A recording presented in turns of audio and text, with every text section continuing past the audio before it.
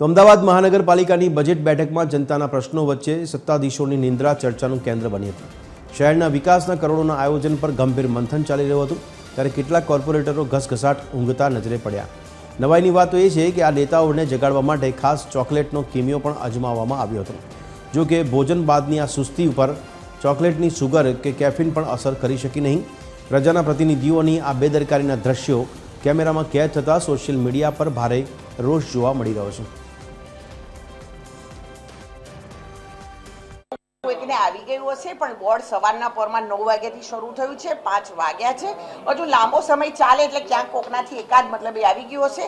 પણ દરેક સવારના પોરમાંથી કોઈ પણ કાઉન્સિલર હોય એ સવારથી બજેટની ચર્ચામાં રસ લઈને બધા જ મહેનત કરી રહ્યા છે અને બધા જ બજેટના ચર્ચામાં ભાગ લઈ રહ્યા છે। હું બોર્ડ જ્યારથી શરૂ થયું ત્યારથી હું સભાગૃહમાં જ હતો।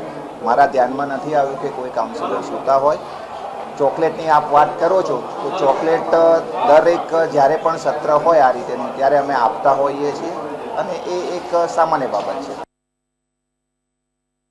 તો અમદાવાદ શહેરમાં કોર્પોરેટરો ઊંઘતા નજરે પડ્યા હોય તેમ છતાં પણ દાવા કરવામાં આવે કે આવી કોઈ બાબત ધ્યાનમાં આવી નથી, પણ તેમ છતાં દ્રશ્યોમાં સ્પષ્ટ ચાડી ખાઈ રહ્યા છે આ દ્રશ્યો કે જ્યાં ઊંઘતા કોર્પોરેટર ઝડપાયા છે। કોર્પોરેટર દ્વારા વિકાસના કામોને લઈને ચર્ચા કરવામાં આવતી ત્યાં ઊંઘતા નજરે પડ્યા।